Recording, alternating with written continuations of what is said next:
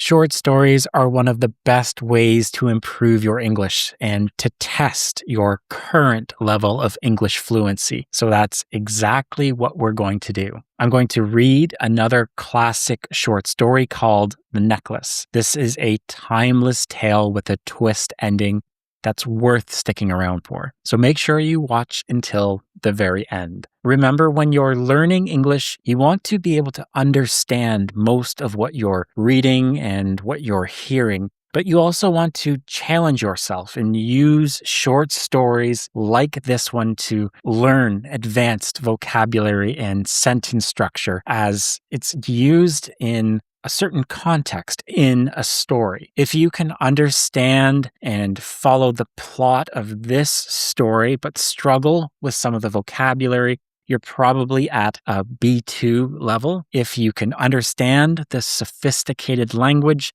and can follow most of the sentences, you're probably at a C1 level. Some advanced vocabulary is going to pop up on the screen as we go along, with the definition as it is used in this story. This will help you learn lower frequency words. It'll help you learn the descriptive imagery, the abstract nouns, the metaphors, and it requires you to interpret the themes in this story, like class, status, emotional dissatisfaction, and internal strife. If you like this video and find it helpful, please hit the thumbs up. We are still a very small channel, and the thumbs up and these subscriptions really help us to grow and allow us to help more English learners.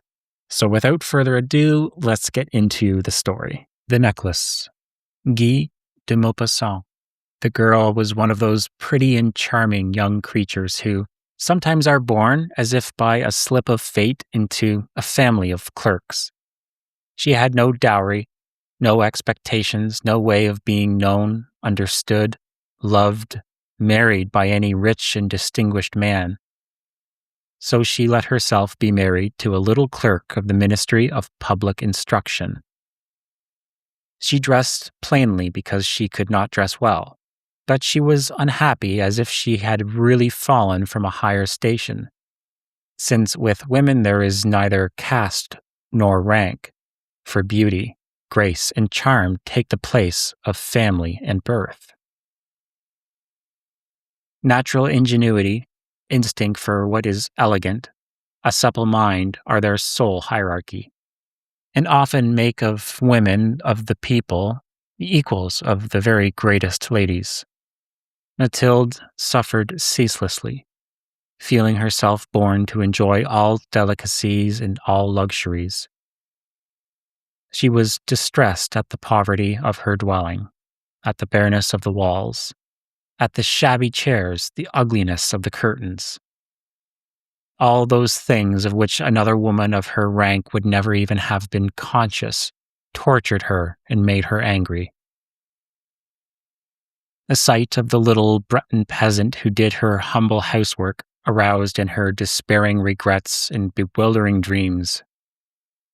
She thought of silent antechambers hung with oriental tapestry, illumined by tall bronze candelabra, and of two great footmen in knee breeches who sleep in the big armchairs, made drowsy by the oppressive heat of the stove. She thought of long reception halls hung with ancient silk, of the dainty cabinets containing priceless curiosities, and of the little coquettish perfumed reception rooms made for chatting at 5 o'clock with intimate friends, with men famous and sought after, whom all women envy and whose attention they all desire. When she sat down to dinner, before the round table covered with a tablecloth in use 3 days, opposite her husband, who uncovered the soup tureen and declared with a delighted air, "Ah, the good soup. I don't know anything better than that." She thought of dainty dinners, of shining silverware, of tapestry that peopled the walls with ancient personages, and with strange birds flying in the midst of a fairy forest.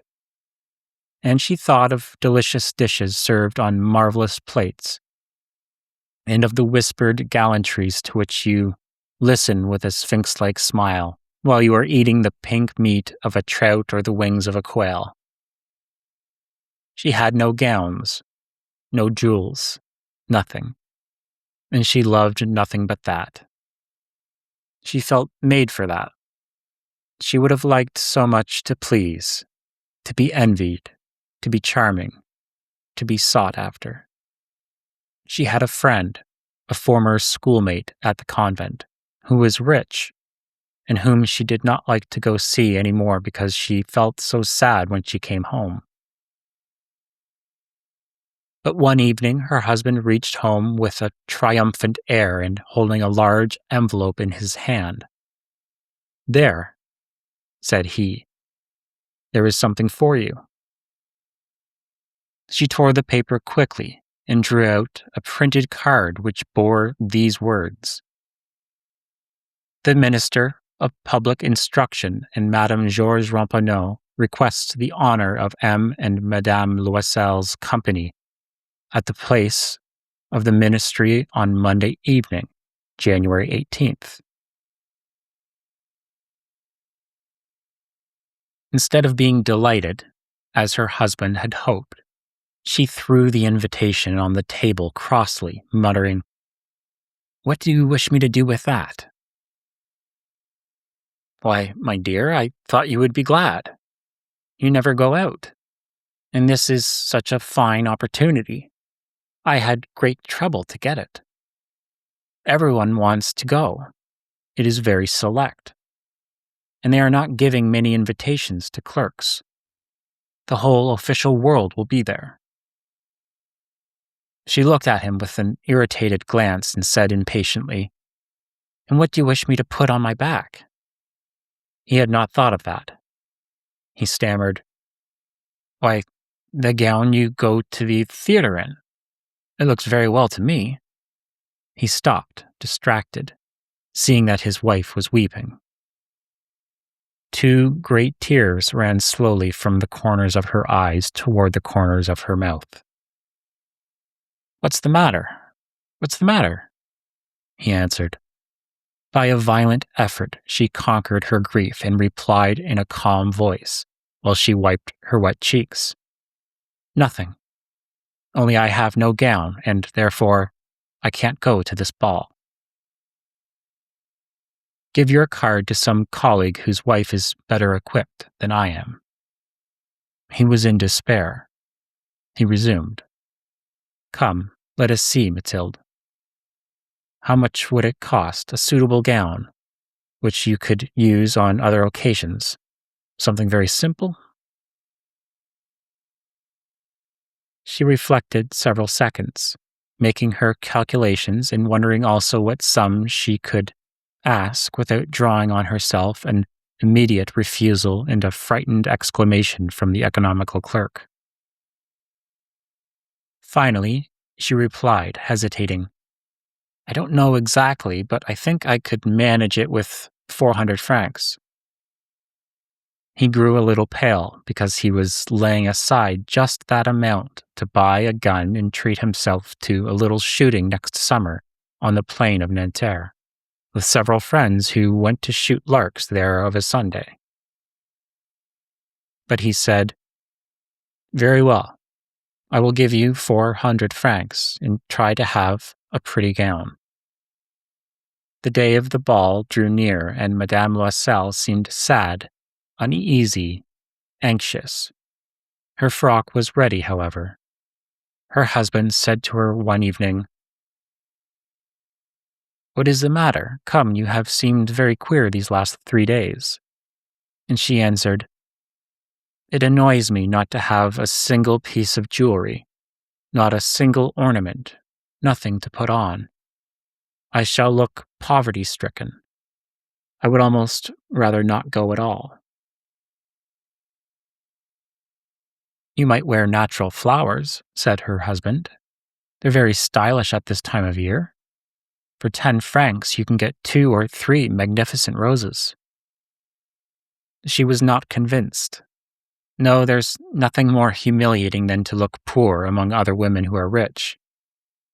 How stupid you are, her husband cried. Go look up your friend, Madame Forestier, and ask her to lend you some jewels. You're intimate enough with her to do that. She uttered a cry of joy. True, I never thought of that. The next day she went to her friend and told her of her distress. Madame Forestier went to a wardrobe with a mirror, took out a large jewel box, brought it back, opened it, and said to Madame Loisel, Choose, my dear. She saw first some bracelets, then a pearl necklace, then a Venetian gold cross set with precious stones of admirable workmanship. She tried on the ornaments before the mirror, hesitated, and could not make up her mind to part with them, to give them back. She kept asking, Haven't you any more? Why, yes, look further.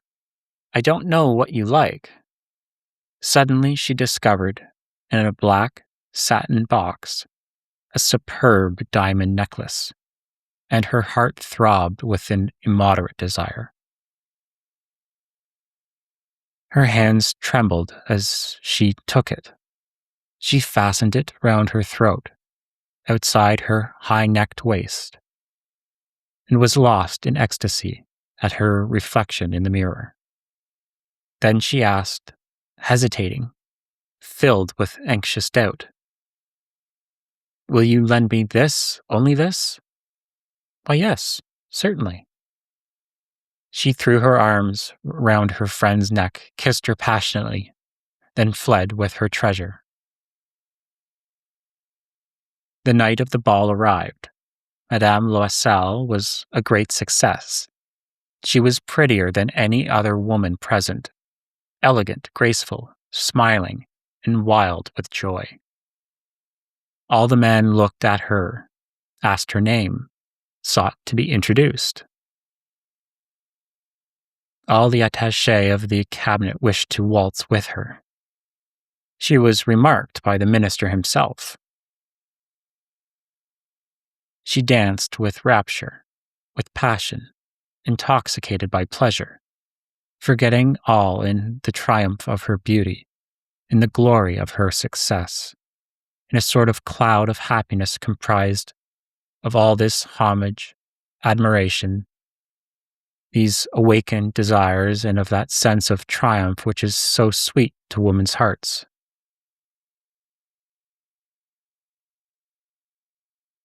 She left the ball about 4 o'clock in the morning. Her husband had been sleeping since midnight in a little deserted anteroom with 3 other gentlemen whose wives were enjoying the ball. He threw over her shoulders the wraps he had brought, the modest wraps of common life, the poverty of which contrasted with the elegance of the ball dress. She felt this and wished to escape so as not to be remarked by the other women, who were enveloping themselves in costly furs. Loisel held her back, saying, Wait a bit. You will catch cold outside. I will call a cab.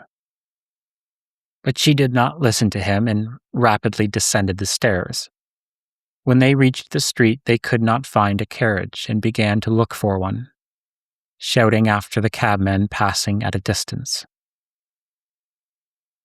They went toward the Seine in despair, shivering with cold. At last they found on the quay one of those ancient night cabs which, as though they were ashamed to show their shabbiness during the day, are never seen around Paris until after dark. It took them to their dwelling in the Rue de Martyr, and sadly they mounted the stairs to their flat. All was ended for her. As to him, he reflected that he must be at the ministry at 10 o'clock that morning. She removed her wraps before the glass so as to see herself once more in all her glory.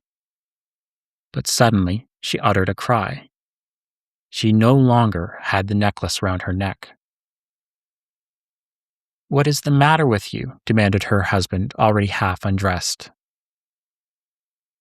She turned distractedly toward him. I've lost Madame Forestier's necklace, she cried. He stood up, bewildered. What? How? Impossible. They looked among the folds of her skirt, of her cloak, in her pockets, everywhere, but did not find it. You're sure you had it on when you left the ball? He asked.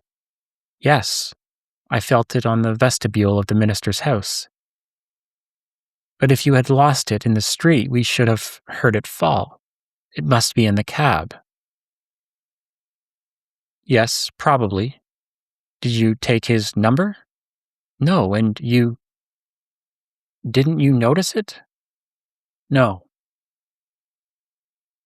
They looked, thunderstruck, at each other. At last, Loisel put on his clothes. I shall go back on foot, said he, over the whole route, to see whether I can find it. He went out. She sat waiting on a chair in her ball dress, without strength to go to bed, overwhelmed, without any fire, without a thought. Her husband returned about 7 o'clock. He had found nothing. He went to police headquarters, to the newspaper offices to offer a reward. He went to the cab companies. Everywhere, in fact, whether he was urged by the least spark of hope. She waited all day in the same condition of mad fear before this terrible calamity. Loisel returned at night with a hollow, pale face. He had discovered nothing. You must write to your friend, said he, that you have broken the clasp of her necklace and that you are having it mended. That will give us time to turn round. She wrote at his dictation. At the end of the week, they had lost all hope. Loisel, who had aged 5 years, declared, We must consider how to replace that ornament. The next day, they took the box that had contained it and went to the jeweler whose name was found within. He consulted his books. It was not I, madame, who sold that necklace. I must simply have furnished the case. Then they went from jeweler to jeweler, searching for a necklace like the other, trying to recall it, both sick with chagrin and grief. They found, in a shop at the Palais Royal, a string of diamonds that seemed to them exactly like the one they had lost. It was worth 40,000 francs. They could have it for 36. So they begged the jeweler not to sell it for 3 days yet. And they made a bargain that he should buy it back for 34,000 francs in case they should find the lost necklace before the end of February. Loisel possessed 18,000 francs which his father had left him. He would borrow the rest. He did borrow, asking 1,000 francs of one, 500 of another, 5 louis here, 3 louis there.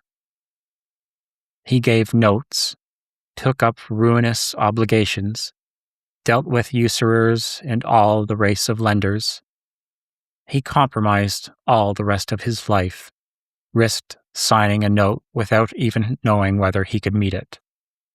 And, frightened by the trouble yet to come, by the black misery that was about to fall upon him, by the prospect of all the physical privations and moral tortures that he was to suffer, he went to get the new necklace, laying upon the jeweler's counter 36,000 francs. When Madame Loisel took back the necklace, Madame Forestier said to her with a chilly manner, You should have returned it sooner. I might have needed it. She did not open the case, as her friend had so much feared. If she had detected the substitution, what would she have thought? What would she have said? Would she not have taken Madame Loisel for a thief? Thereafter, Madame Loisel knew the horrible existence of the needy. She bore her part, however, with sudden heroism. That dreadful debt must be paid. She would pay it. They dismissed their servant. They changed their lodgings. They rented a garret under the roof. She came to know what heavy housework meant in the odious cares of the kitchen. She washed the dishes, using her dainty fingers and rosy nails on greasy pots and pans. She washed the soiled linen, the shirts, and the dishcloths, which she dried upon a line. She carried the slops down to the street every morning and carried up the water, stopping for breath at every landing, and dressed like a woman of the people. She went to the fruiterer, the grocer, the butcher, a basket on her arm, bargaining, meeting with impertinence, defending her miserable money, sou by sou. Every month they had to meet some notes, renew others, obtain more time. Her husband worked evenings, making up a tradesman's accounts, and late at night he often copied manuscript for 5 sous a page. This life lasted 10 years. At the end of 10 years, they had paid everything, with the rates of usury and the accumulations of the compound interest. Madame Loisel looked old now. She had become the woman of impoverished households, strong and hard and rough. With frowsy hair, skirts askew, and red hands, she talked loud while washing the floor with great swishes of the water. But sometimes, when her husband was at the office, she sat down near the window and she thought of that gay evening long ago, of that ball where she had been so beautiful and so admired. What would have happened if she had not lost that necklace? Who knows?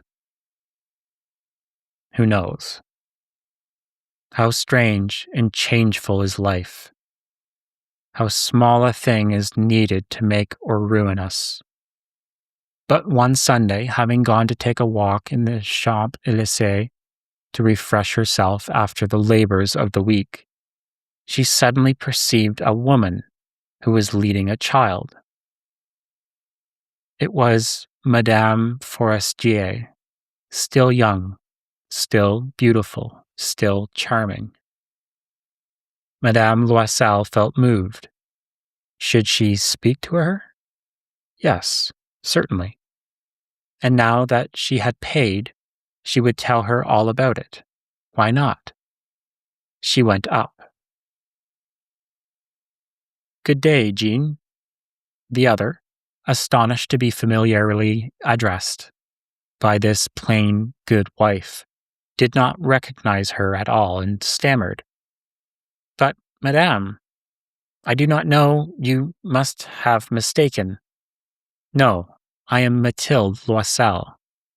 Her friend uttered a cry. Oh, my poor Mathilde, how you are changed.